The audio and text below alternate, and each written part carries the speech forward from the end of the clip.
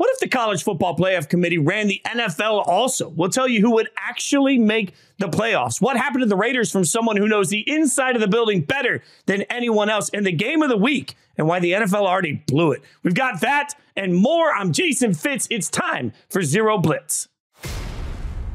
All right, you never know who's going to show up, and this week we get smart. Look, we're always pretty on this show, but this week we get to be smart. Pro Football Focus's Sam Monson joining us, host of the PFF NFL podcast. Man, first of all, let me just geek out for a second. Huge fan of what you do, so I appreciate that you're coming on to hang out with little old us, and we're going to have a good time, man. So thanks for the time.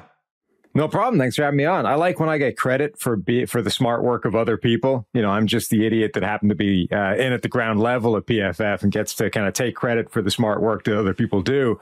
I have no mathematical or analytics ability myself. I just have a vague idea of how the stuff works and are able to convey it to other people. Look, by the way, that in and of itself is its own level of brilliance. Like, the one thing that always stunned me, like at ESPN, I would go to the stats and info people and they would just churn out all this information. And then you'd sit there and say, hey, how did we get this? Like, how is it possible? I ask you this weird question, and then 8 minutes later, you've given me like decades of answers. I have no idea how people do. Like, it's just my job to try and be, entertaining and pretty and deliver that information. But I have no damn idea how they figure that stuff out.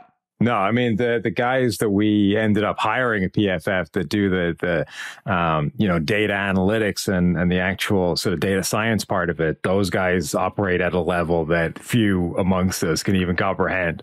Is it like Kentucky Fried Chicken? They never tell you what the ingredients are, or is it just that the ingredients are there and it's just too much to comprehend? No, they would tell you. It just wouldn't mean anything to you. They would happily sit down and break it down for you, but following it is its own challenge. All right, well, let's get into some of the action we've got this week. We're going to do something interesting in a few minutes, a little bit of an exercise where we're going to become the NFL Playoff Committee. I'll explain that in a few minutes, but we've got some big games I want to get into this week, not the least of which is maybe the biggest fail by the NFL, in my opinion, in the last 10 years on scheduling a game. Dolphins at Chiefs is not Dolphins at Chiefs. It's Dolphins at Chiefs in Frankfurt, Germany. So after listening to Tyreek Hill go off on, Tua's most accurate quarterback I played. After listening to Tyreek run his mouth, Chiefs fans don't even get the opportunity to boo the player as he comes back. No, they have to go all the way to Germany to do this, but it is at least sort of the highlight game, and it will get its own spot early in the morning. So maybe I could give them some credit for that. I just, look, before we even get into the game, I'm anti-international series with a game like this. Yeah, I mean, you lose the Tyreek Hill homecoming story. You also lose, it's not in prime time. It's at 9:30 in the morning, Eastern time. So it's a whole different world. But the flip side of that is, people have been complaining for years about the standard of the game that's been shipped over to London, for the better part for what, like a decade. At least the Germany series, we're starting with, hey, here's a real game, legitimate two of the best teams in the NFL, in theory, going up against each other with a significant storyline to follow. You're welcome, Germany, even if London tends to get stiffed out of the good games. Yeah, and if I'm in London, I'm pissed because I'm like, wait, you made me watch the Jags for how long? How long? And right out of the gate, you're going to give them this explosion. But you mentioned, good game. I genuinely am sitting here wildly confused by both of these teams. There are moments where the Dolphins have looked unbeatable and it's been a delight and everybody's fawned over them. And then there are moments that they've looked absolutely inept, especially when they play good teams. And the Chiefs are sitting here being slept on with one loss this year. But let's be real, if you just watch the games, it's not the Chiefs we're used to. So in theory, it's a great game. But I think there's a lot of prove-its left for these two teams still. No, I think there are. Miami in particular, they still have to prove that offense works and works at the same kind of high level that it does against most teams, against legitimate high-end defenses. Like, all the teams that they've struggled against have been the best teams. They've been the best defenses that they faced. And Kansas City, quietly, this is probably the best defense that's ever been put around Patrick Mahomes. We're all going to focus on the offense and how it doesn't quite look the same this year, and they're not firing on all cylinders, but the defense has been really good. The other element, though, for Miami is that the offense, or the weakness of that offense on paper heading into the season, was the offensive line. And that was even when they had 5 healthy starters, and just it was the area that you would be concerned about. And actually, it had been doing really well this season. One of the kind of quiet master strokes of this Shanahan tree type of offense is it's not just quarterback friendly, it's not just receiver friendly, it's not just running back friendly, it's offensive line friendly as well. And every time you see a Shanahan offense doing well, offensive linemen that are not necessarily the best guys in the world are having career years, right? And career PFF grades and those kinds of things. So this Miami offensive line's been doing really well, but it's deep into the bench at this point. You know, they are down multiple starters, and that's not the biggest problem in the world when you're facing bad defenses, but when you're facing teams with elite defensive linemen, when you're running up against Chris Jones, that guy's going to find your weaknesses pretty quickly and expose them if it is that kind of problem. Yeah, here's the thing that's stunning as you say all of that, because it makes a lot of sense, but I'm still sitting here saying, like, at its very core, oversimplification. Shanahan offenses in general are quarterback, wide receiver, running back friendly, and offensive line friendly. Like, they're friendly to everything. Why is everybody not simply running and off? Like, the number of times we're watching teams get, I'll use as a great, general example. We all know the play on 4th and 1 that you should be running at this point. So if you're in shotgun on 4th and 1 and you're trying to make something cute and clever happen, I'm looking over here saying you had all year to work on the brotherly shove or the tush push, like the play. I'm doing the same thing with some of the Shanahan offenses where it's like oversimplification, but if this works wherever it goes, shouldn't everybody just be implementing this offense? Yeah, I mean, to be fair, they kind of are, right? Like, if you consider the McVay offense an extension of the Shanahan offense, I mean, this is the offense that is taking over the league. All these guys are being hired. There was a couple of years where anybody that had met Sean McVay was getting a head coaching job. The Shanahan coaching staff has been getting picked to pieces over the last few years. Bobby Slowick, the offensive coordinator at Houston, I mean, if this continues, he's going to have a head coaching job before long. This is the offense that is quickly disseminating throughout the NFL, like the old school Bill Walsh West Coast offense, when that started to take over the league and suddenly you could trace basically everybody's offense back to the West Coast offense at some point, some point.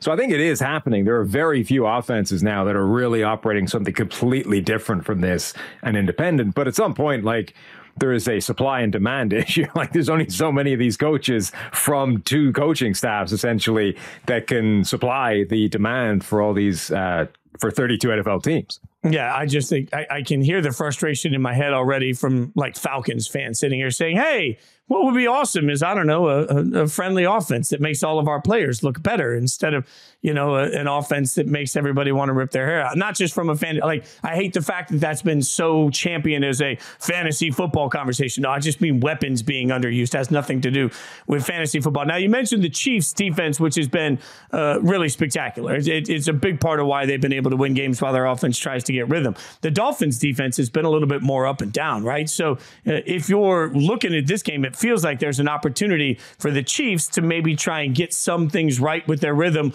or there's an opportunity for the Dolphins to get some things right against an offense that feels like it's sort of peg-legged at this point. Like, if there's one thing that they do well and the rest of it gets a little bit crazy.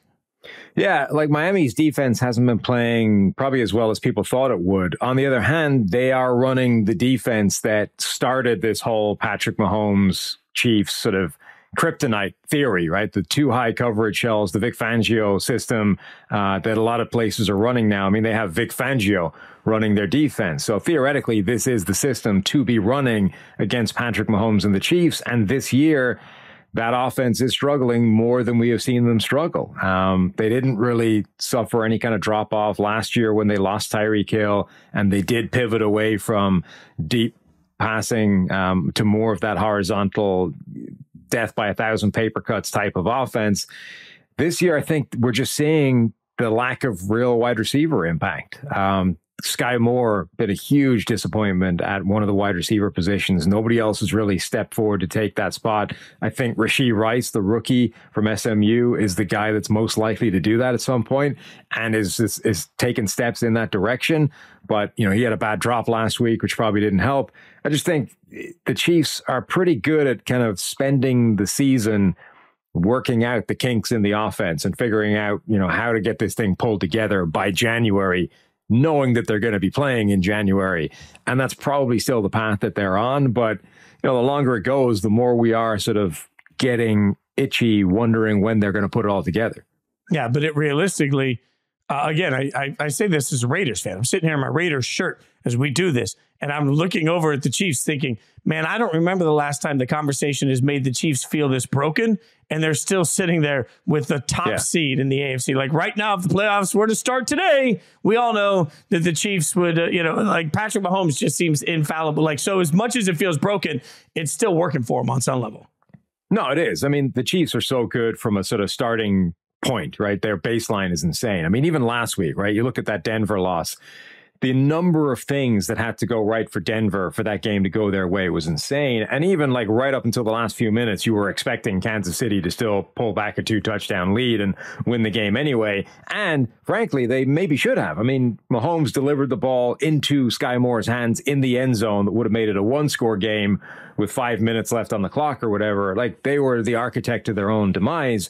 But it took a ton of turnovers, a special teams mistake, a drop in the end zone, multiple stops by the Broncos defense in critical situations just for them to eke out this sort of narrow lead that they were eventually able to capitalize on. That's the kind of starting advantage that Kansas City has.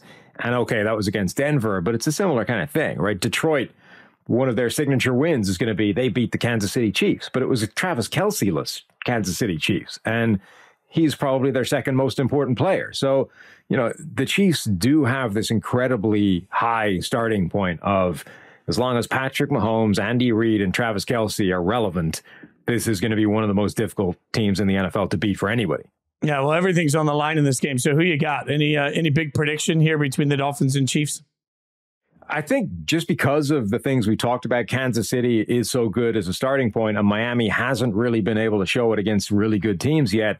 I think my starting position is this will be the Chiefs until the Dolphins can shock you otherwise. Yeah, I feel like I'm Charlie Brown on this one. Every time I believe in the Dolphins to win the big game, whatever it is, I run up to the football gets moved, I land flat on my ass. Like, that's just the inevitability here. I'm going to do it one more time. One more time here, I'm going to look at this and I'm going to say, you know what? Explosive offense. I don't think the Chiefs defense, I don't think the Chiefs offense will be able to test the Dolphins defense the way many have. I think the Dolphins can get enough stops. I think Miami wins this game, but if you can't hear it in my voice, there's a tremendous lack of confidence in that pick. Like, that's one of those, as a dabbler, I would never put it on my betting card. Let's say it that way. I'm staying way away from that one. All right, let's get to another big game we got coming up this weekend. Seahawks at Ravens, two teams that I think are starting to get everybody's attention. Like, look, I know Seahawks and Ravens as brands are always going to be part of the consciousness of the way we cover football. But it really feels like over the last several weeks, the Ravens have become sort of a darling in some of this. And the Seahawks find themselves now being aggressive at the trade deadline because they're in a very legitimate shot to win their division. Like, this is two teams winning with defense, two teams that also have offensive weapons that can do a lot. The Ravens offense has looked explosive at times. Like, I think this is another hell of a test game for both teams. Yeah, it is. I mean, these are, two really good kind of litmus test teams for each other. Seattle has some impressive wins in their schedule. Baltimore looked amazing for a period. Lamar Jackson has been playing incredibly this season, right up until last week. It was really his first sort of bad game. But other than that, he's been spectacular and been getting let down by other guys in that offense. His receivers hadn't been making the plays that they should have. But Lamar, I think, was playing at an MVP level right up until last week. And then on the other side, you've got Geno, who's become this kind of wildly volatile quarterback of one of these few guys that has an incredibly high big-time throw rate and an incredibly high turnover-worthy play rate. And those two things operating together, like, that's what you used to sort of say about Jameis Winston when he was a starter. Now, Geno's average play is better than Jameis Winston's, which is why his grade is better, which is why his completion rate is still high. But his games are stuffed full of like incredible passes deep down the field, absolute dimes into his receivers' hands, and a bunch of really bad mistakes that sometimes cost him and sometimes don't. This makes it hard for me to figure out what to think of Seattle because, again, I have a hard time. Like, I have trust issues if I don't trust a quarterback. And when Geno plays well, he's very trustworthy. When he doesn't, I don't know what the hell to think. And so, like, on the one hand, I want to lump Seattle in the others category when you start looking at some of the better teams, which means the Ravens should be able to separate in this game. But it's not that simple because, frankly, to your point, I mean, Lamar has been great. Last week wasn't. So now there's this recency bias in my mind of, like, I know it's only one game, but you see the Ravens struggle a little bit. And I sit there and I'm like, man, is that an indication of what's to come? Yeah, I mean, it could be. It's difficult to trust Geno Smith on a weekly basis because there is that high volatility that can go in either direction. I do think, though, that offense is kind of pulling itself together at this point. Like, they're another team that was down offensive linemen, and their offensive linemen, particularly the tackles, they're young, inexperienced anyway. But Charles Cross coming back made a difference. I think that offensive line is pulling itself together. I think they're also figuring out how to change now that Jackson Smith and Jigba is a factor and they have a slot presence and they've got somebody that can actually target the middle of the field and the shorter areas instead of everything being pushed to the outside to DK Metcalf and Tyler Lockett. So I think that offense is sort of evolving as the season is going on, and it should be better in the second half of the season than it was in the first half of the season. For the Ravens, I think it really just comes down to the receivers, not letting down Lamar Jackson. I'm reasonably confident that Lamar will be good and keep playing at a really high level, but the receivers have to get it together and consistently make the plays that are there. Well, and that seems like that should be a given the fact that they have talented guys, right? Like on paper, you look at the Ravens, and if we'd come into this season saying, hey, everything was a little out of sync, we could have said, okay, Monken coming in, new offensive coordinator, that makes sense. Maybe guys not being in the right place, the right time, I can buy that. I have a harder time buying guys simply not holding onto the football that are capable wide receivers. And there's no one issue. It seems to be like a smattering of issues for the Ravens where it's a different guy every drive that may have that key moment, that key mistake. So, unfortunately, we put everything on Lamar just in general. So, there's this expectation that they're going to be great. He's played well enough for that to happen. I really think for Baltimore a couple of weeks ago when they demolished the Lions, that offense turned a corner, right? Like I expected something. So when you saw it look so effortless, in that process, you think, okay, they've got their groove. Like Stella got their groove back. Everything's good. Then you watch last week and you're like, no, never mind. They have no groove. So that's concerning for me only because it is a new offense where things have felt out of rhythm. So maybe the bad sticks in my head too much. Yeah, it's also difficult trying to pin down exactly what that wide receiver core is because, if you look at it in terms of, well, we've got multiple first-round draft picks. We've got Odell Beckham, who was once one of the best wide receivers in the NFL. You can describe it in terms that make it sound incredibly good, right? Really favorable. The talent there is insane. On the other hand, if you start looking at what it's actually been recently, which is OBJ has been dealing with multiple knee injuries and has never really bounced back to being the same guy. And even when he was healthy, it's been a long time since we saw like New York Giants OBJ. Bateman has never done anything really in the NFL and has been a sort of problem for them as a failed draft pick, which is that's shocking to me, by the way. Like I thought Bateman coming out was going to develop into something really good. And look, Zay Flowers, for as talented, there were a lot of people that had Zay Flowers as one of the best. There were people that had him number one as the top wide receiver in this draft, right? There were people that loved Zay Flowers.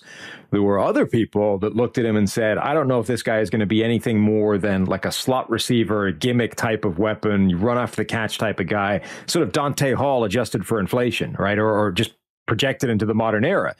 And if that's all he is, and if that's what Bateman is, and if that's what OBJ now is, I mean, that's not a good wide receiver core at all. It's just that they've got first round like pedigree and the OBJ history attached to them. So I think we're still figuring out what exactly this wide receiver group is, and we assume it should be better, but that doesn't necessarily mean that's the case. Yeah, you're not wrong on all of that. And it really speaks to reputation being such a huge part of how we view. Like there's just certain guys, like Bateman is a great example of somebody that I see him on the squad and I think, all right, they've got somebody that's talented. And then you look at the actual production and it's like, nah, it's just not. I don't know why it's not working, but it's not working. Let's move to another game. Get a prediction of that one. Seahawks-Ravens. I'm taking the Ravens in this one. What do you got on that one? I think I would take the Ravens to win, but I'd like Seattle to keep it close. Yeah. I'm buying that. I'm buying that across that. That feels like this. That game feels like it's just going to be tough, ugly, great football in every possible way. Cowboys-Eagles, big because of the rivalry, but also big because, man, like just the way we cover the Cowboys as a society, right? Everything the Cowboys do has to be important, right? So if the Cowboys lose this game, they just get run out of the building. Nobody's going to come in and say, wow, the Eagles really figured it out. It's going to be the Cowboys suck, blow everything up. And if the Cowboys win, then everybody's going to come in by Monday and be like, oh, but you can't trust this team to win the Super Bowl. Like, there will be a Cowboys take no matter what on this one. But I do think at some point, if you're the Cowboys, man, you've got everything you need to be able to win this type of game. You got to put it together. You got to beat the Eagles. Yeah, you do. I mean, if you're Dallas, you need some kind of statement that goes in your favor. Like at the moment, every kind of big statement made about the Cowboys has gone the other direction, right? Like you lose to Arizona. I mean, that is an inexcusable loss if you are supposed to be a playoff contending, Super Bowl contending type of team. You can't drop a game to Joshua Dobbs and the Cardinals, who are supposed to be the worst team in the NFL. Then you have a game against San Francisco, and that could change everything, right? Okay, you can forgive a loss to the Cardinals if you go out there and you hang with one of the best teams in the league and you beat them and they get annihilated by San Francisco. And the narrative coming out of that is, I mean, that just shows you how far away Dallas is from being one of the best teams in the NFL. This is basically another chance at that, right? It's a do-over. You get the same chance to go out there and play Philadelphia and do to them what you couldn't do to San Francisco. And if they go out again and it looks like the San Francisco game and it's just another clear demonstration of how far away from a true contending team Dallas is, that will be the narrative right up until they prove otherwise in the postseason, right? But if they beat them, it is a chance to say, we are able to hang at this kind of level. And honestly, that's probably pretty big for their own internal mentality at this point, given the setbacks they've had. It also feels like we've been tough on Philly. Like I mentioned, we've been tough against the city. We've been tough on Philly this year. Like things haven't looked right. Okay, well, some things have. Like first and foremost, we all know, make the jokes that we want, but you can't stop Philly on any 1 yard situation. There's just no stop for it. But then you also can't stop A.J. Brown. Like A.J. Brown, and I'll always go back to the day he was traded in the draft. And what was curious to me is the Titans, found a line in the sand they weren't willing to pay. And so they traded him. And I said at the time that what really hits me about that sometimes is instead of thinking about the value A.J. Brown wants, think about how much you were willing to pay versus how much he was asking. You're talking about a difference, according to reports, of $2.5–3 million. So about $2 million, $3 million a year was the reason you let A.J. Brown go do this to everybody in the NFC instead of keeping him in the AFC, which would have, I think, made the Titans look drastically different, and the same for the Eagles. Like A.J. Brown at this point, virtually uncoverable. So like I got to give Philly credit for the way that they're utilizing him. Oh, I mean, that's one of the best first round picks that's been spent in the last 10 years. Like they got one of the best wide receivers in the NFL for a mid to low first round draft pick and a third or whatever it was plus the contract. But you're seeing the transformative effect that a true elite number one wide receiver can have on an offense. And then he brings that added sort of bonus of he is a physically, imposing, dominant body type as well. So it isn't just he's an elite wide receiver, his route running is great, his hands are great, all those kinds of things. It's like there are DBs in the NFL that physically just cannot live with him. And for some reason, Washington kept hanging one of them out to dry against A.J. Brown, the rookie Emmanuel Forbes. The guy's outweighed by like 70 pounds or whatever. It's ridiculous trying to ask him to cover A.J. Brown. But that's a problem for every single team in the NFL, right? Nobody has a DB or a corner that weighs 225 pounds. Even if the corner weighs 200 or 210, he's still likely outmatched physically with A.J. Brown. And they know that when they get in a tough spot, they can just hang it up and let him outmuscle a guy and do what he does or do it after the catch. It is a weapon that is you cannot stop if it goes right. And by the way, I felt like I was watching like a pickup basketball game where somebody my size was actually taking on like a D1 athlete. You're just there's nothing you could do about that. When AJ Brown, the catch radius for him alone was just a reason that between his wingspan and his ability to box anybody out, he can take anybody out anywhere. Like it's a delight to watch what they're doing with him, and it only made me sit there and think as we watched Philly last week that. Again, we're acting like this team is broken. They've had to work some things out with new coordinators on both sides of the ball for sure. And it maybe hasn't been smooth. But then you look at the win-loss record and the way they've won. I think maybe Philly's been shorted in some of this conversation. So big opportunity for them to just kind of come out and put the Cowboys away. And I think they're capable of doing that. This Cowboys defense is great sometimes and is meh sometimes, right? Like this feels like a matchup problem to me against this Eagles offense. I think Philly wins this football game.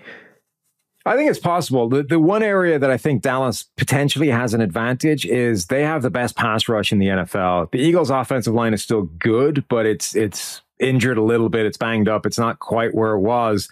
And when Dallas went up against the 49ers, they got beat up. They got physically controlled. The 49ers did not suffer from that pass rush. They didn't let it be a factor, really. If the Dallas Cowboys pass rush can't do a better job against Philadelphia, that is a problem because the two of the best or the most physical teams that they've run up against just invalidated their biggest strength. So if that's the case again, they're in trouble. But if that pass rush can come to the table, that can change the whole dynamic of the game. I think, Philly probably wins because I think they're a better team, but it's a real sort of test for that Dallas team.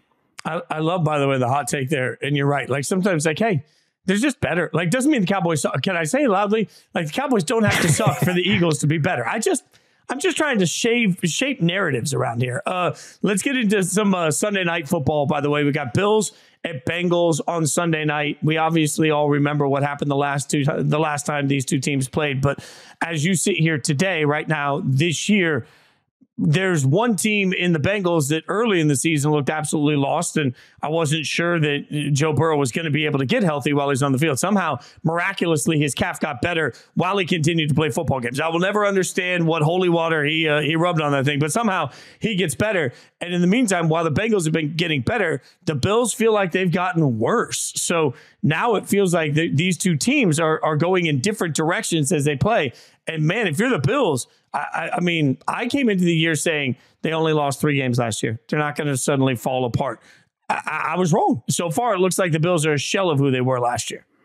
Yeah, I mean, I don't think they're falling apart, but they're definitely shaky, right? They're not the sort of dominant force that they were, and maybe they don't win the division this year. Maybe they've got to do it the hard way in the wild cards and, through that route of the playoffs. The Bills have a better record still, and yet it does feel like Cincinnati is the better team, headed in a better direction, all those kinds of things. And this looks like it's not just Joe Burrow. That's obviously the biggest part of it. He was playing out of his mind last week, but everything else is better as well. The defense, which had been defense wasn't playing like it used to earlier in the season as well. That was why I think everything looked so bad. Is Burrow was hurt and wasn't playing the way we know he can play. So the offense wasn't good. So everything looked worse. But like the defense was playing terribly as well. That's all come together now. So the Bengals are starting to look like the team that everybody thought they would heading into the season. And actually, when you start to sort of do this comparison thing of when the best play the best, Cincinnati tends to have the number of everybody they play. Like they were 3-0 against Patrick Mahomes and the Chiefs and were a play away, 2 plays away from being 4-0 in the AFC Championship game, right? They required a ridiculous penalty at the end for Mahomes to get into better position and sort of steal that game away from them. They just went there and stomped the 49ers. They have had the beating of Buffalo when they played them. Like every team that the Bengals have gone up against who are in that elite category, they've tended to beat fairly consistently. So you sort of get the impression that if Buffalo's best shows up and Cincinnati's best shows up, Cincinnati still wins. And isn't this, at this point, part of the fabric, the DNA, the identity, whatever cheesy term we want to use, of the Bengals every year, too? They start slow every year. And I don't know if that's in part because of their preseason. I don't know if it's how they handle training camp, but every year they're a little out of sync at the beginning of the year. And by week 5, week 6, they're starting to hit their stride. And by the end of the year, nobody wants to take on Joe Burrow. Like this at this point, like this is the method. I've figured out the Disney plot for the movie of the Bengals every single year. The problem is, why do I keep falling for it every year where I'm like, I don't know, things are broken. And then all of a sudden they don't look broken anymore. So I'm with you. Like it feels like once we saw a couple of plays, I think it was last weekend, the week before, there were a couple of times where you saw Joe Burrow take off from the pocket and just run with no issue.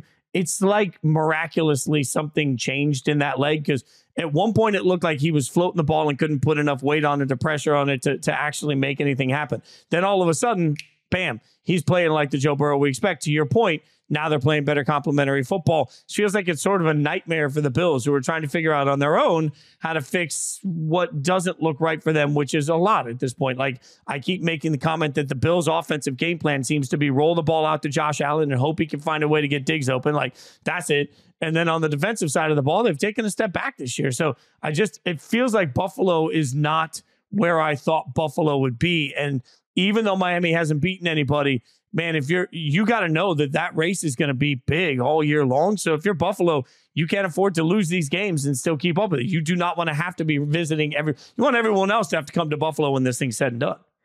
Yeah, the most concerning thing, I think, for the Bills is that they have had games recently where Josh Allen has played incredibly well and they've still struggled. Like earlier in the year, we had that meltdown in the opening game against the Jets. It's like, okay, if Josh Allen plays terribly and pitches the ball to the defense multiple times, sure, the Bills are going to have some problems. But if Josh Allen plays incredibly well, he's one of the best quarterbacks in the NFL. They're going to be virtually impossible to stop.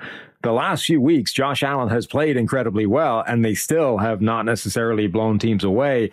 That, I think, is a big concern, because now you're saying, all right, even if Superman plays like Superman, we might not necessarily win this game. All right, so what's your prediction for this one?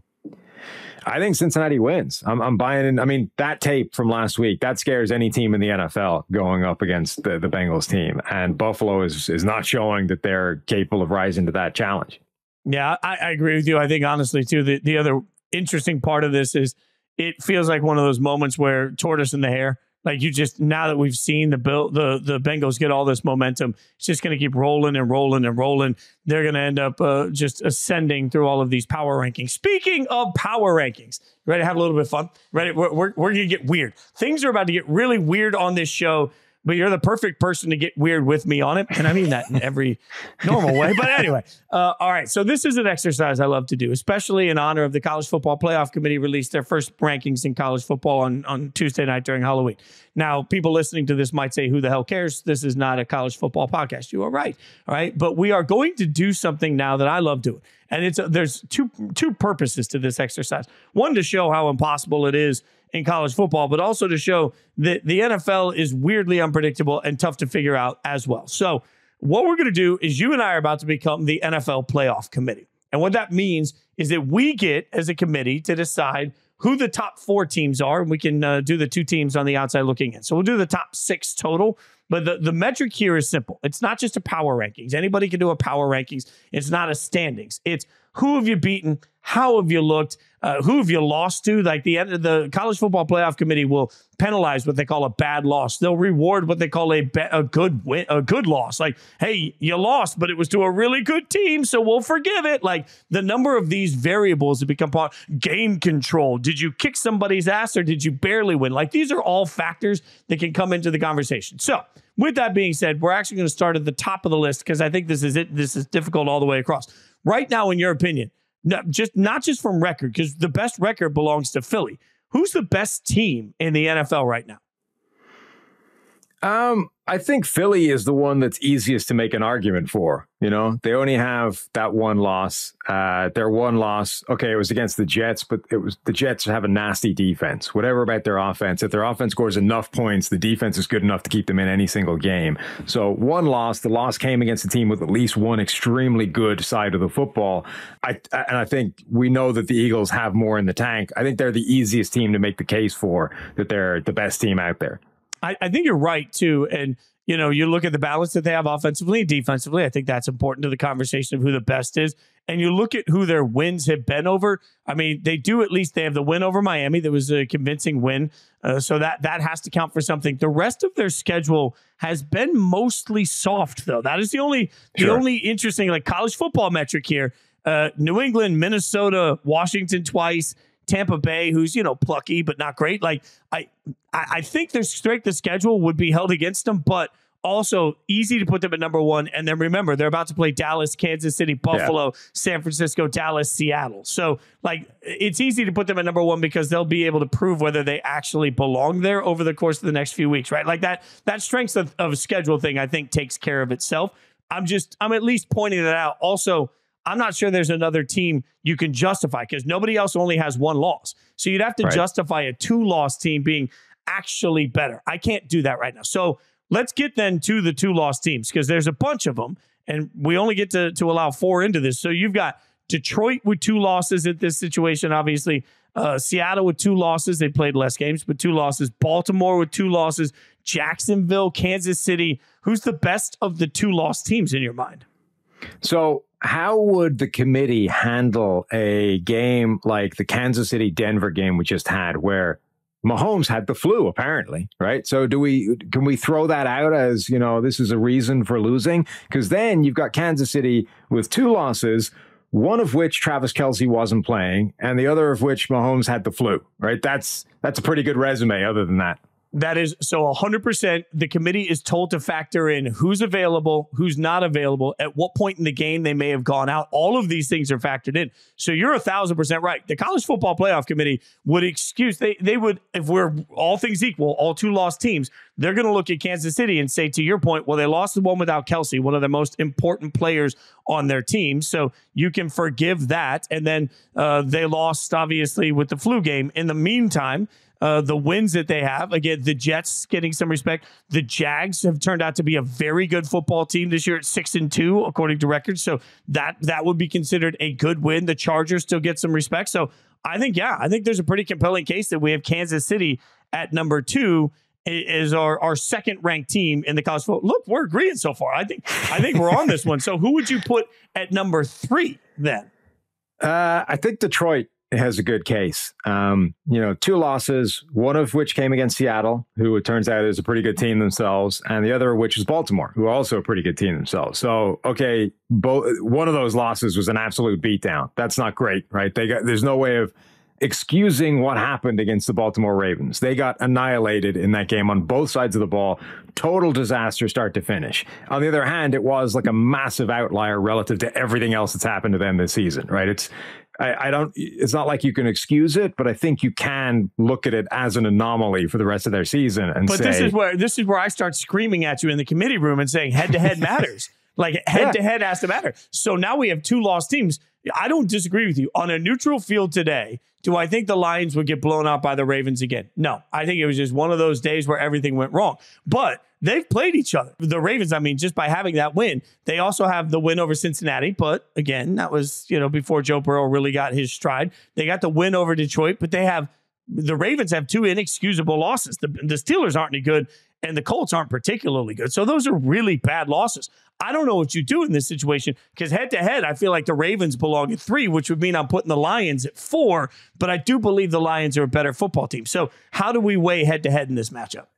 I really struggle with the idea of head-to-head as a particularly important element in all of this, unless it's like a direct tiebreaker between 2 teams that you're otherwise determining are in the same kind of area, right? So, if you've decided that Cincinnati and Kansas City or whatever are at the same level of team, the fact that Cincinnati does seem to have Kansas City's number generally is probably relevant. But if you're looking at 2 teams that otherwise are quite far apart or reasonably far apart, and you're saying, well, one team beats the other, that just might be a matchup that goes in their favor, right? Like there might be a team that's way worse than another team, but happens to match up really well against that particular team. They could win 75% of the matchups they play them on a regular basis, but not anybody else. At which point it doesn't matter that their head-to-head is going to be better, because they're objectively not as good, right? They will lose relative to anybody else multiple times over versus the other team. So the fact that they just happen to match up well,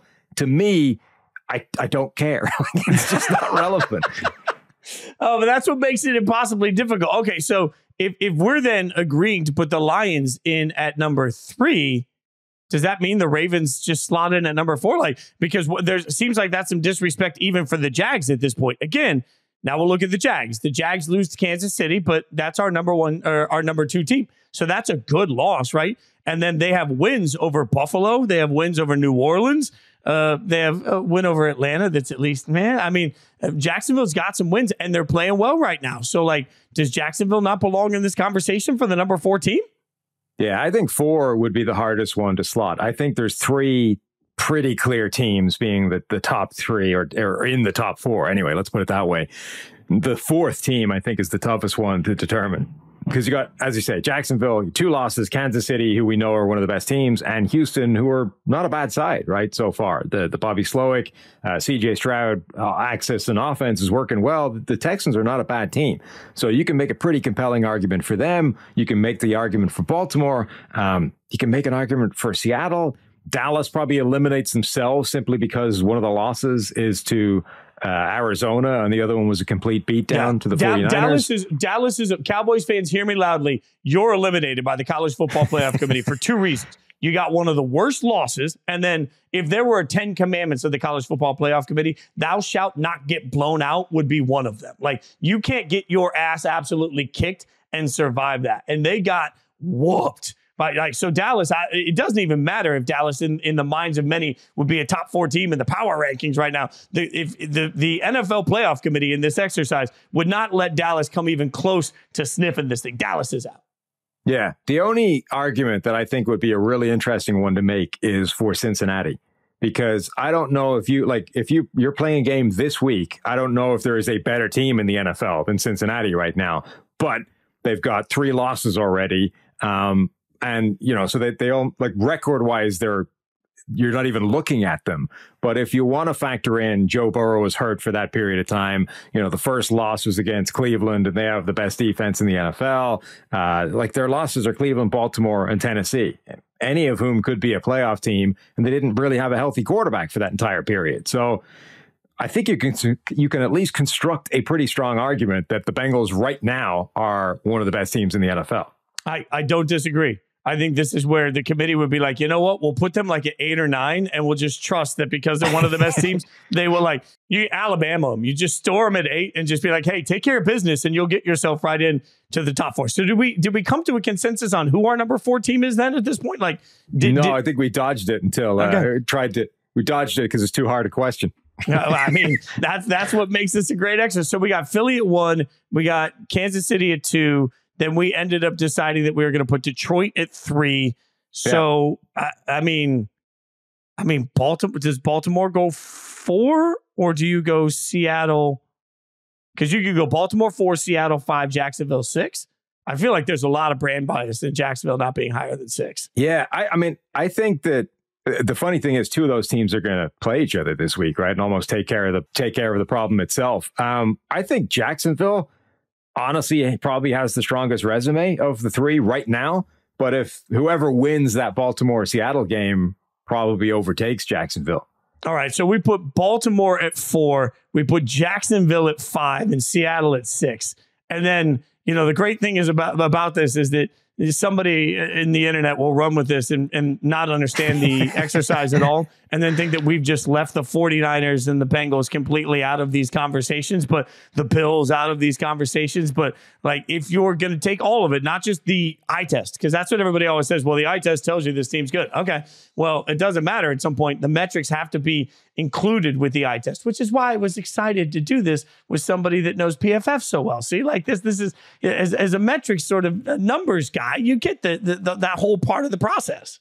Yeah, the 49ers are the interesting team that we didn't really, mention or talk about in this, because 3 weeks ago, you would have said the 49ers are the best team in the NFL, but forget the fact that they were 3 losses. Like, Cleveland without their starting quarterback, Minnesota with nothing going for them at the time, including no Justin Jefferson. I mean, it is simply impossible to defend the 3-game losing streak that San Francisco had. You can say it might not matter once we get to January or February, but if you were saying right now, like, who's the best team in the NFL, you can't argue against that. And that's the hardest. The hardest part is that we all know watching it that, like right now, if I had to bet my house on San Francisco versus on a neutral field, San Francisco versus, I don't know, the Jags, I would have a hard time betting against the 49ers. I know that things have gone off the rails, but I still believe in that team overall. But that doesn't matter to the point of this exercise. Like, we're looking at resume and numbers and all of these things on a PowerPoint without the logo next to it. We're saying, well, yeah, that if you look at it that way, it's clear. Like, there's no way you can let San Francisco into this conversation, not just because they've lost the games, but because of who they've lost to and how they've lost to them. Yeah, I mean, it's the quality of losses and how unexpectedly shocking they were. I mean, they had San Francisco losing to the Vikings is pretty close to the same level as, Dallas dropping one to Arizona in terms of absolutely shocking and inexcusable. And you can't justify that. I mean, I forget what the spread was heading into that game, but it was massive.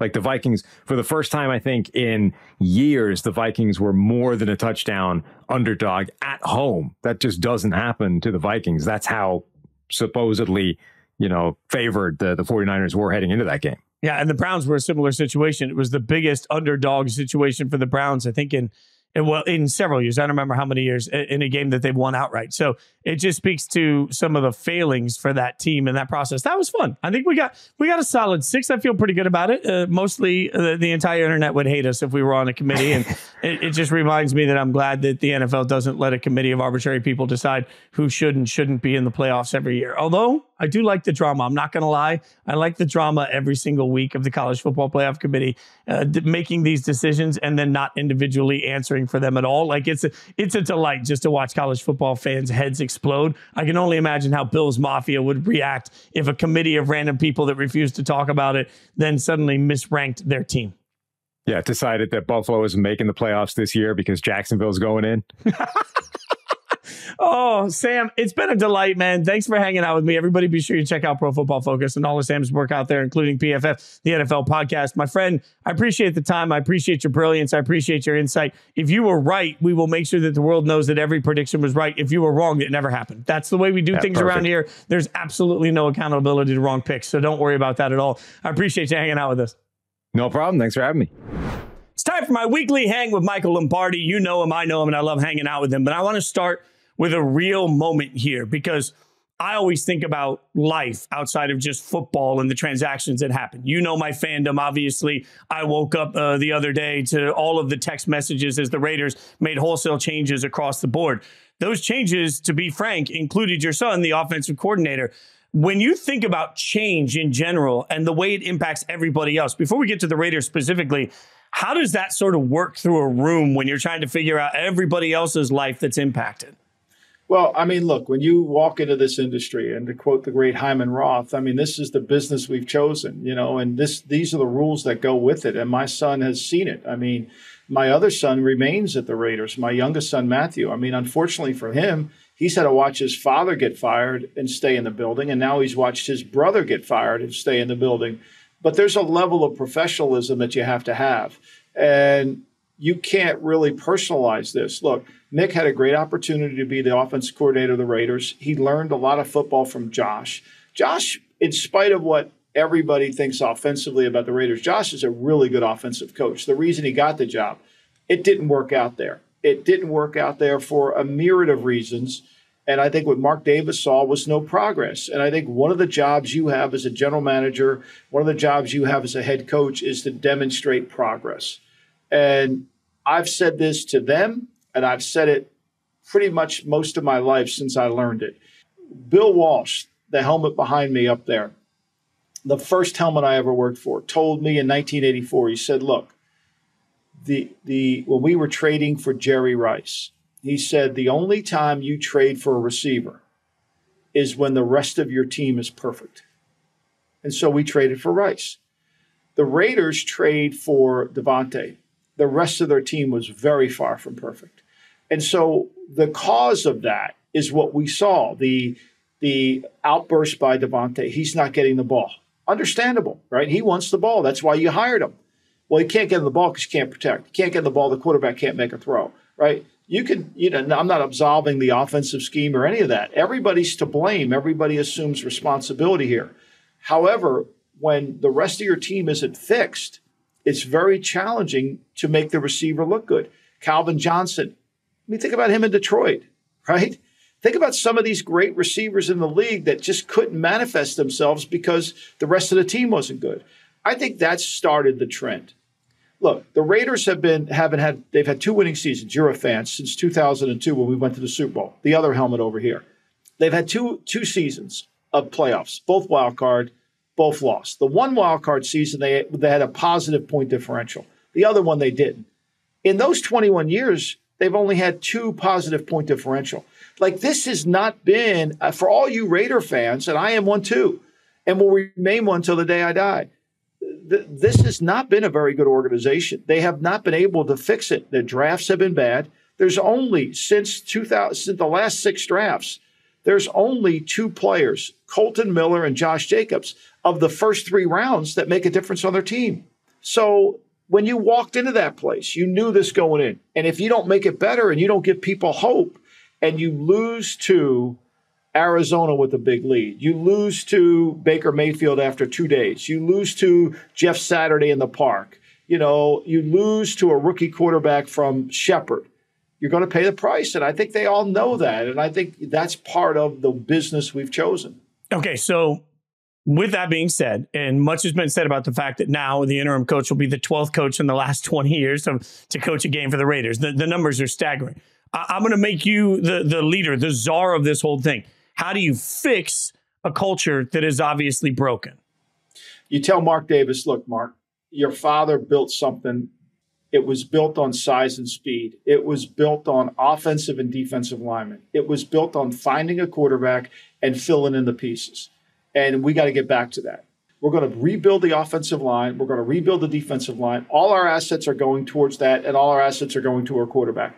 Everything else we're going to get later. And you got to buy into it. And we're going to develop talent from within. We're going to create a Raider culture from within. And we're going to make sure that when we show up and get off the bus in Denver or get off the bus in Kansas City, we're the biggest team, we're the most physical team, and we can control both lines. And until we do that, stop talking about it. This is not about hiring scheme. This is not about hiring scheme. This is about philosophy and brand. And if you can't find somebody that can do that, that can build that, you're going to continue 20 more years of losing. Fitz, of being 40 years in the league, that has been not changed is whoever controls the line wins the game. Football's a simple game. If I make you count the 5 Mississippi before you rush, I'll beat you. If you only have to count the 3 Mississippi, you beat me.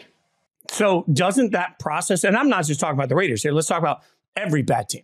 Doesn't that process take time? Like, we live in an instant gratification world. But to your point, if we're talking about rebuilding from the inside out, like we always hear teams need to do, my mind immediately says, well, now you're talking between free agency and the draft. Best case scenario, that's a 3-year process to get the number of players you got to get in a rebuild.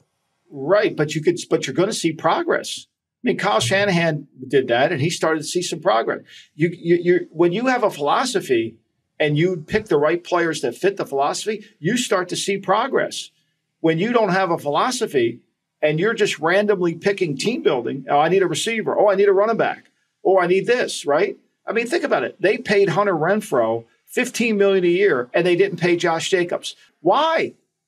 Like, that doesn't make any sense to me at all. Josh Jacobs is a 10 times better player than Renfrow, but they chose to pay Renfrow because everybody says you can't pay it back. Well, we're the Raiders. We're going to do what's right for us. I think you got to get back to that. And I've said this to them.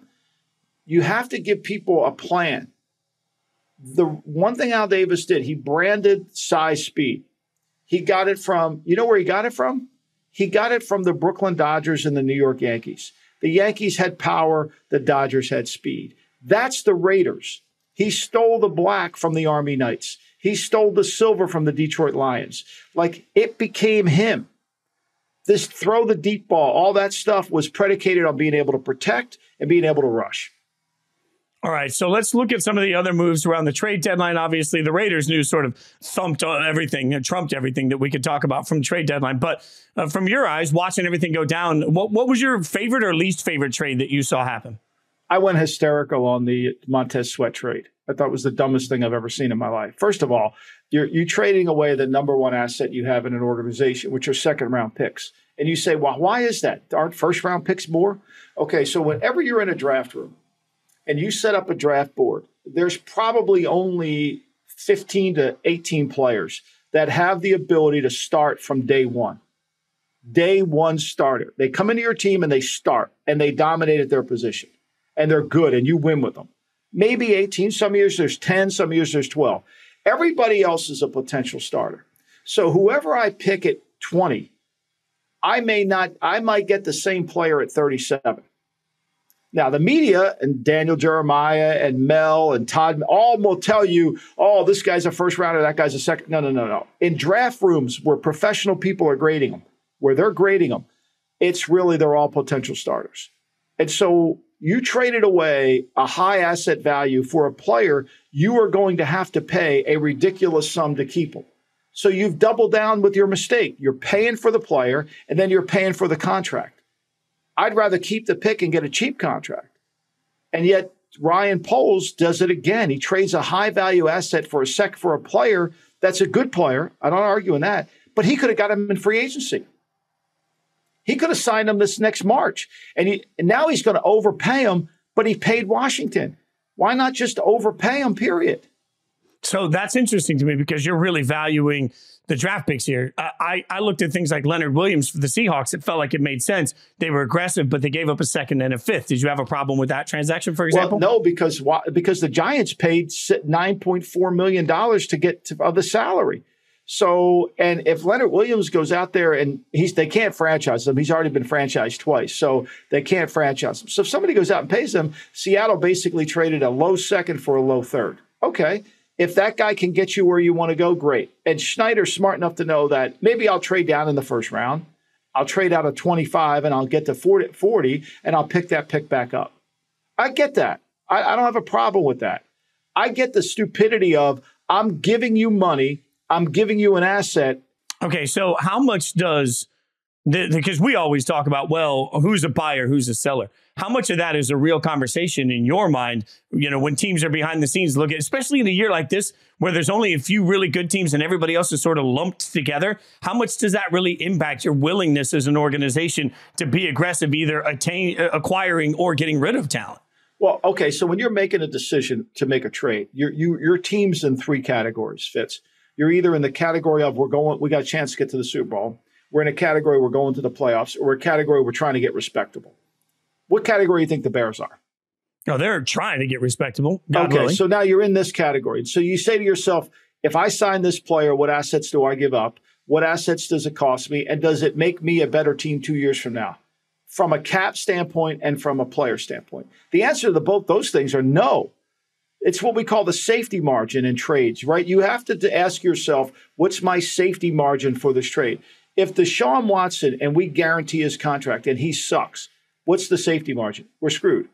If Deshaun Watson gets hurt and we guarantee his contract, what's the safety margin? We're screwed. If Deshaun Watson doesn't play as good as we think he is, what's the safety margin? We're screwed. You don't make the trade. I just gave you 3 reasons not to make the trade. That's how you have to approach it. Look, it makes total sense. So what would you have done? Because this was the other interesting one to me. Kirk Cousins goes down. And, I was watching all the TV prognosticators the week of, hearing guys like Chris Canty come in and say, I'm telling you, the Vikings are a playoff team. Look at their schedule. They're going to find their way into it. Kirk Cousins goes down with the Achilles injury. What would you do at that point if you were Adolfo Mensa and you're the GM of this team?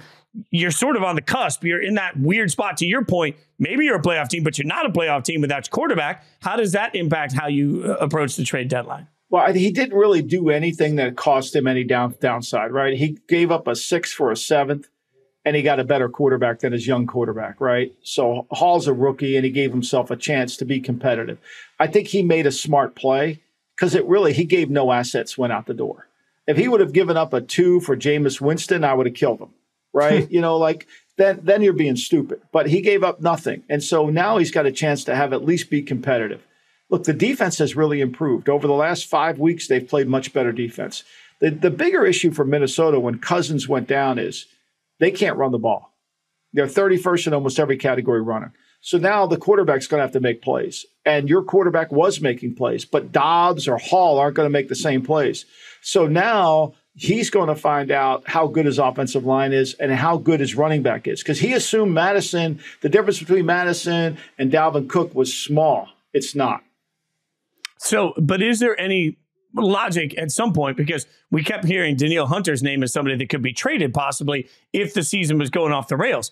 I'm oversimplifying here, Mike, but there's part of me that's well, without Cousins, we're going to suck. So do we just start offloading talent and just saying, hey, let's start the rebuild sooner than we thought, knowing that we have no answer at quarterback right now?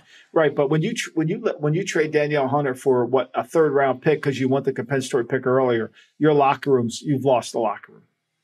You can't get them to come because now you've told the locker room we're tanking. I don't think you can do that. I think as a general manager, you owe it to those 53 guys, the 65 guys on the roster to compete. You can't just tank. Now, the one good thing he's got going for him, whether he kept Hunter or not, it's going to be really hard for them to win because their quarterback's got to be able to make plays. Does the rest of it, like in general, when you're hitting these strides, because you mentioned like what category do you fall into? Where's the line between, and this is like a hill I die on all the time. We look at wins and losses, but sometimes you just got to step back and say, hey, is my favorite team any good, right? Like, is my division any good? Like, there are times that you can be in a situation, look at Atlanta and New Orleans this year. They're in the situation where they have a real shot at winning their division. I'm not sure they're actually good football teams. So where's the line in something like that where you look in the mirror and you realize in the mirror, maybe you're not all that great, but at the same time, you got a shot at the playoffs. Maybe you need to be aggressive. Well, you need to be aggressive, but you also need to be smart too, right? You can't be aggressively stupid, right? So you measure yourself and you say, okay, you go back to that category. Like, what's my safety margin in that category? We're a team that has a chance. If you're Atlanta, you're saying to yourself, look, we have a standard. We have to get better. If we make the playoffs, we got to get better. I think it's the mistake the Giants made. The Giants fell in love with the fact they won 9 games last year instead of falling in love with who they really were as a team. Once you maintain that objectivity, you're much better. Hard to do because you look at the scoreboard all the time. You look at the scoreboard for validation. You're not a good team. This is who we are. This is where we need to go, and we need to get better. And you got to remove the bias out of your decision making. That's the hard thing to do.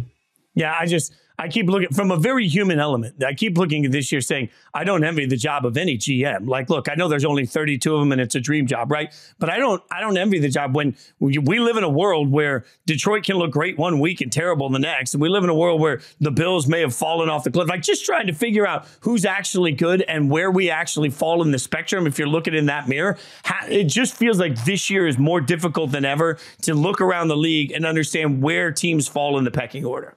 Because teams don't value development of offensive and defensive linemen, like I told you. The teams that are good, Philadelphia, they can get third and short. Detroit, they can convert. Detroit's defensive line's better. To me, that's where you are. You can only gain control of the game. So there's 2 things in every football game. There's who's in the lead and who's in control. You can only gain control when you can win the line of scrimmage. And until you put your resources into that, you're going to see, we'll be doing this podcast in January. There'll be a mock draft come out. There'll be 8 guys, wide receivers drafted in the first round. I got to get a receiver. Every offensive head coach, his answer to every problem is get me another receiver. The answer to every problem is what the 49ers did. Get me another defensive lineman. I'm just going to be like so brutally blunt here too. I covered the draft for ESPN digitally for 6 years, right?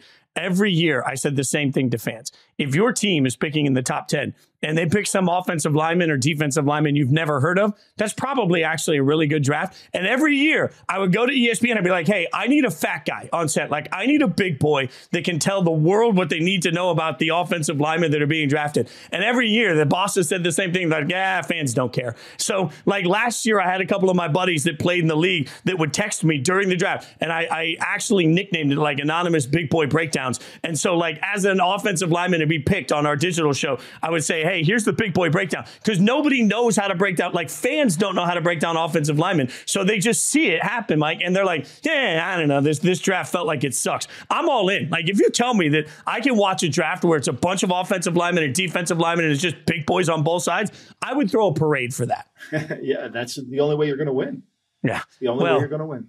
You always win if you hang out with Michael hosting the Lombardi Line. That airs on VSiN weekdays, 1 p.m. Eastern, weekends, 10 a.m. Eastern, as well as his weekly GM Shuffle podcast. Check out all of his NFL takes at VSiN, VSIN.com. Always appreciate the time, brother. Always fun hanging out with you. Thanks for the insight. No problem, Fitz. Thank you. I'll be back on Sunday night hanging out with Frank Schwab for Sunday Night Blitz. Be sure you hang out with us. The reactions are fresh and real every single week. The emotions are raw. It's always a great time. I'm at Jason Fitz. Be sure to hang out with us there. Also, be sure to thank all of our guests for coming on. Follow them on Twitter. Lombardi, by the way, I can't say enough positive things coming on and talking about what that meant with his family. Incredibly cool moment. Be sure to follow Stone also at SJ Rochelle. Come on, man. He's doing God's work behind the glass. And leave us a 5-star review. Rate, subscribe, tell your friends, your family, your enemies. Tell everybody why they should hang out with us every single week. I'll be back next Thursday. Thanks for checking out Zero Blitz.